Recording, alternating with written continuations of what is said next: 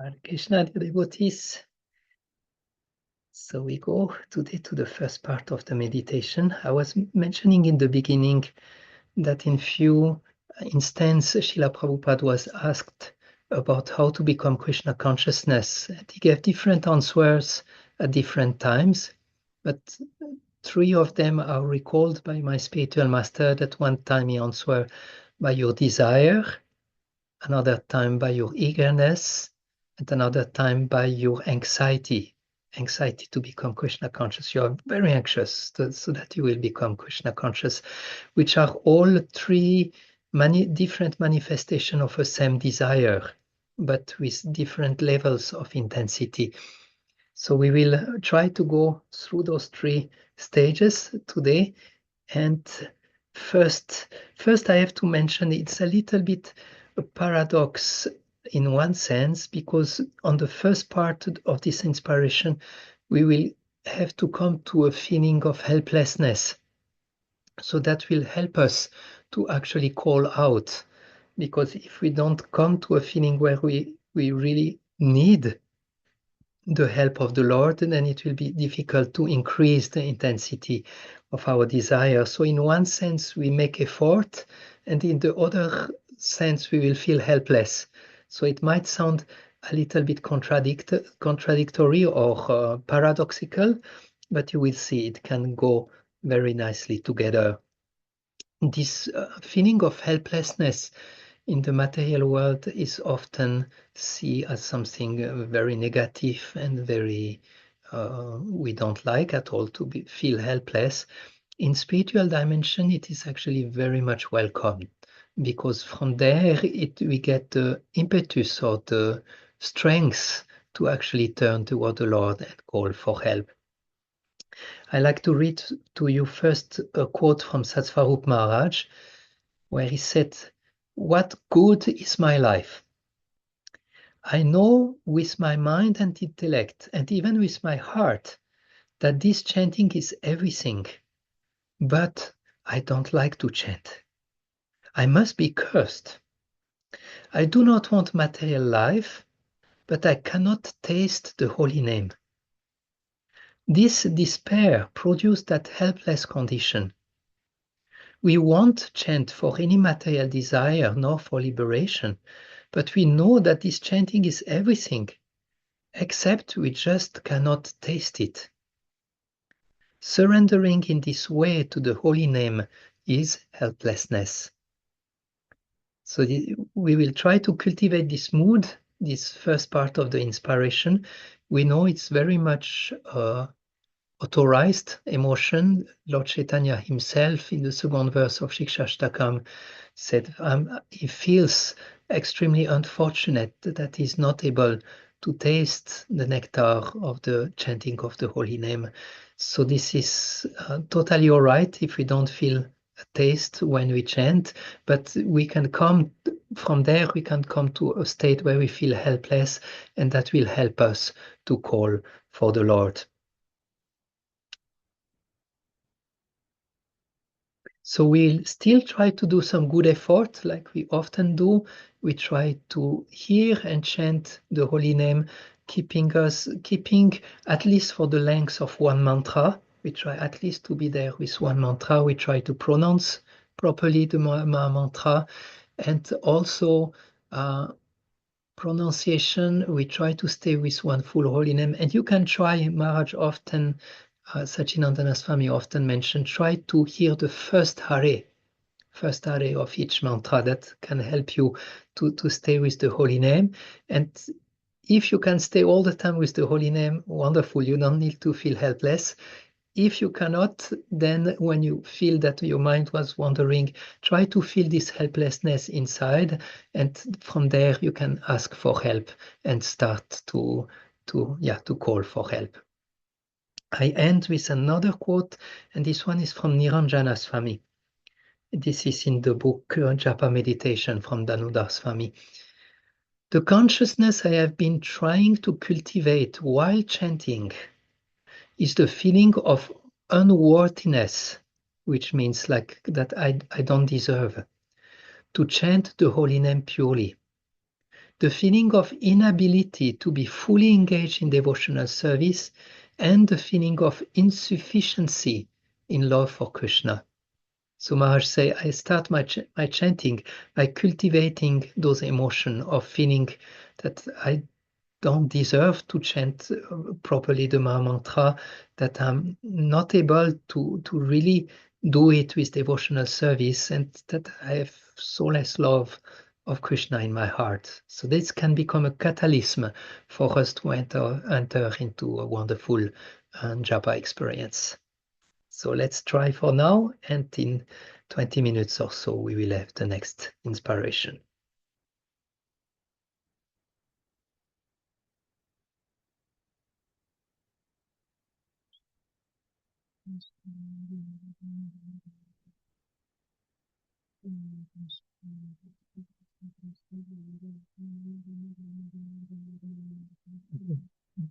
Krishna, Hare Krishna,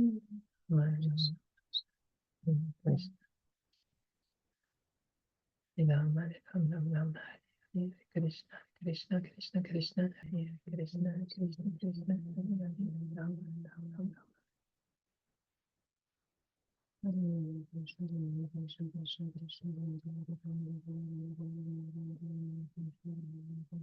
Hare Krishna. So now we will go to the second inspiration for today.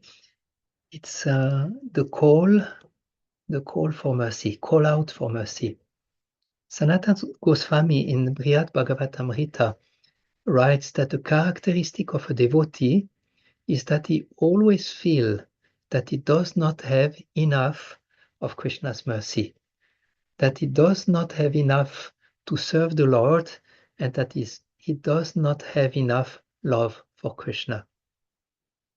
Once my spiritual master in a lecture said the difference between a devotee and a non-devotee is that the devotee is always eager and interested about the mercy of the Lord. So we start this journey today by developing the desire to chant properly the holy name, and we make some effort from our side to stay with the holy name, focus on the first Hare, pronounce properly. And at the same time, we understand it's not fully working. I can do a part, but I cannot really achieve the goal of chanting purely the holy name. Therefore, I feel helpless, and I feel I need now the mercy of the Lord. And now we will try to get more into the mood of eagerness and call a little bit louder for the help of the Lord. So this feeling of inadequacy should not actually be something negative where we feel, oh, I'm so bad, I'm not able to chant properly or so, but we immediately turn it toward the Lord, that my Lord, He's actually the all-powerful. He's actually happy to see that I try to do the chanting properly, and He can give me the remaining part that I'm missing for chanting the name properly. And He is ready to manifest in my heart when I chant the holy name. Srila Prabhupada was giving the beautiful example of chanting Japa like a child crying for the mother. So this already brings like quite of a high level of longing and eagerness for the Lord to help us into this mission of chanting the holy name purely. And I end with another quote again from Niranjana Swami in the same book, where he said, before meditating on different aspects of Krishna's pastimes, I try to absorb myself for a period of time in meditating on how much I am in need of mercy.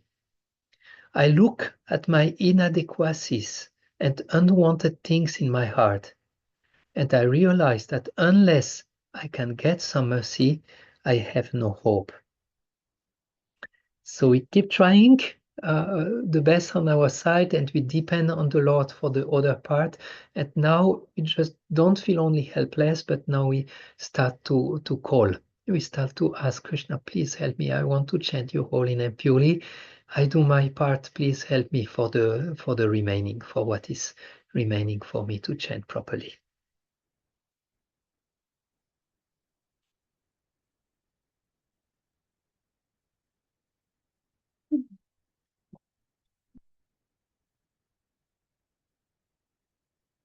Hare Krishna, Krishna Krishna, Hare Hare, Ram Hare Ram, Ram Hare Hare.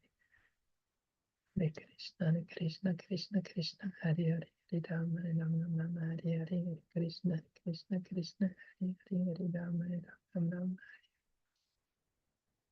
Krishna, Hare Krishna, Krishna Krishna, Hare Hare, Hare Ram, Hare Ram, Ram Hare Krishna, Hare Krishna, Krishna Hare Hare, Hare Ram, Hare Ram, Ram Hare Hare, Hare Krishna, Krishna Krishna, Hare Hare, Hare Ram, Hare Ram, Ram Hare Hare, Hare Krishna, Krishna Krishna, Hare Hare, Hare Ram, Hare Ram, Ram Hare Hare.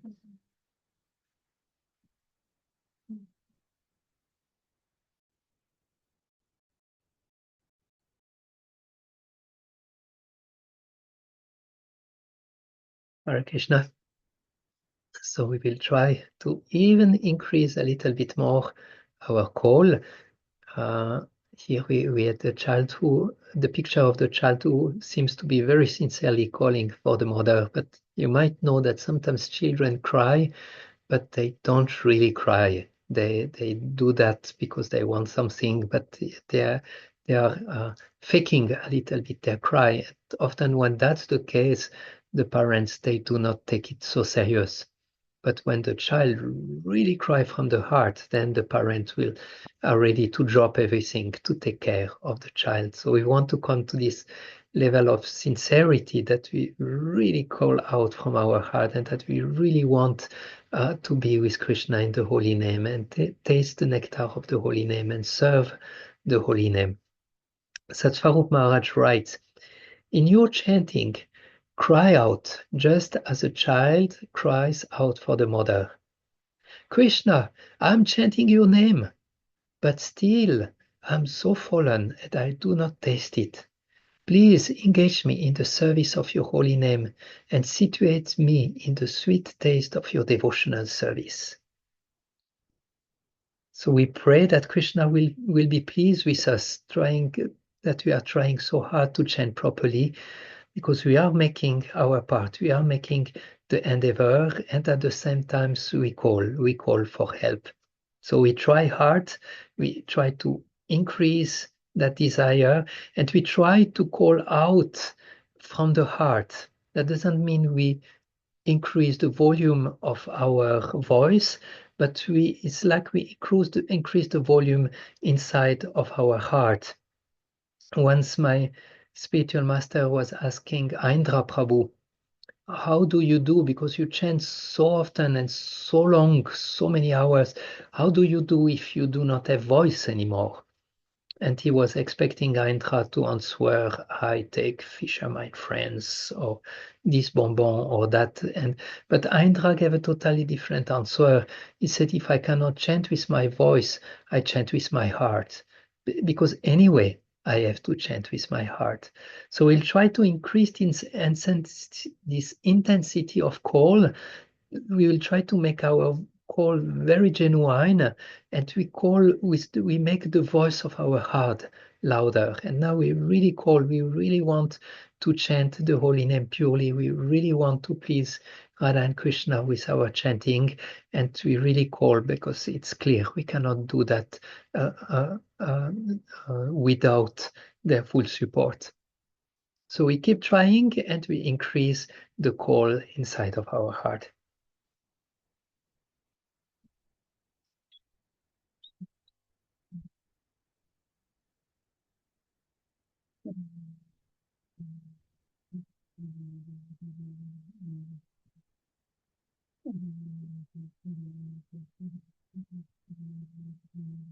Hare Krishna, Krishna Krishna, Hare Hare, Hare Ram, Hare Ram, Ram Ram, Hare Hare, Krishna Krishna, Krishna Hare Hare, Hare Ram, Hare Ram, Ram Ram,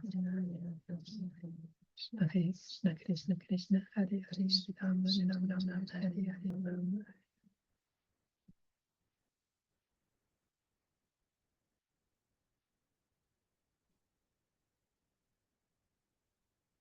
Hare Krishna, we have reached to this end of session. There is this beautiful quote of Srila Prabhupada. I think I will research it because it would be nice also to tell it. I just remember by heart like this. But when Srila Prabhupada said, this Krishna consciousness is so very nice. is so very nice. If you can, purchase it. And then he say, what? But what is the currency? How can you purchase this Krishna consciousness? And then Prabhupada speaks of nectar of devotion, and he say, Lolyam eka mulam. There is a particular verse where Srila Rupa Goswami said, your eagerness is the price of Krishna consciousness. And one can actually make our desire grow if we keep focus on the desire. If we keep our consciousness on this desire, I want to chant purely.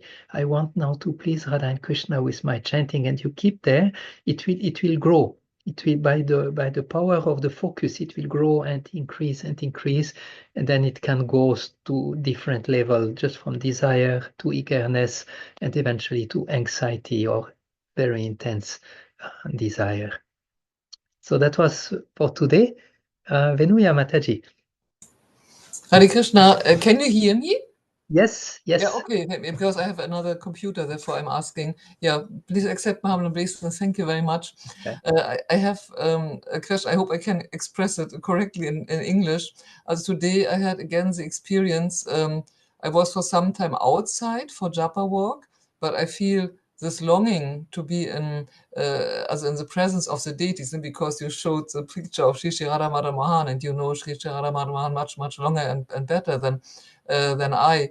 Is it a thing of a beginner, that I cannot feel the same with the chanting, also the same satisfaction? So to see when I'm alone, also in comparison to when I'm in front of the deities and directly connected with the deities. Also, is it possible that maybe one day I can feel the same without being in their presence, because I have to be a very long time in the temple. Also, do you understand the point? Yeah. With the time, I mean, at a certain level of Krishna consciousness, one is able to see Krishna everywhere, and one is able to feel his presence all the time. I mean, that's a high level, but that's what is supposed to come. And sometimes we have to see also. Personally, I like to chant in front of the deities and just sit and focus also on the deities. But sometimes if, for example, it's already late afternoon and I still have rounds or like this, for me, I chant better if I go a little bit walking in the forest. But what you can do, and that will be fantastic, just before you go, you just look very intently at the deities for a few minutes, and you really like take the screenshot in your consciousness, and then when you go on walk, you review, and you will feel their presence almost like if you are in front of them. So you have to see what works best, but for sure at a certain level of Krishna consciousness, we will feel Krishna's presence and see Krishna everywhere in the nature around us, in the heart of all living entities. Of course, that's far away. We have still a lot of homework to do, but that's the result of Krishna consciousness, that one will be conscious of Krishna all the time and feel his presence. But definitely when even the great devotees, when they come in front of the deities, it's even more exciting or even more enthusing to see immediately the deities, because they say, "Ah, here is really my Krishna, the Krishna that I look for." That Thank okay? you very much. This is a good tip, also, because yeah, I need this walking from health side also. Now, so I Ah, cannot sit only for hours. But basically I prefer to be alone. But for the mind and for the longing in the heart, I need also to be close to them. Thank you very much. I will share with you, there is a quote of Prabhupada. I will share in the group for everyone, but there is a quote of Prabhupada when he say that you look nicely at the deities, and then you go out, and wherever you go, and like this, you will see the deities in your consciousness. It's a very beautiful quote. I will share it on the group. Thank you, Venuya Mataji. Okay, then I thank you for joining and chanting with us. Wish you a wonderful week. Hopefully, the inspiration carries our Japa high during the whole week. And Krishna willing, we meet on next Monday from 2:30 to 3:30. All the best. Hare Krishna. Hare Krishna. Thank you. Hare Hare Krishna, thank Krishna. you so much. Hare Krishna, thank you so much. Thank you so much. Thank you so much, Prabhuji. Bye. Hare Haribol. Krishna.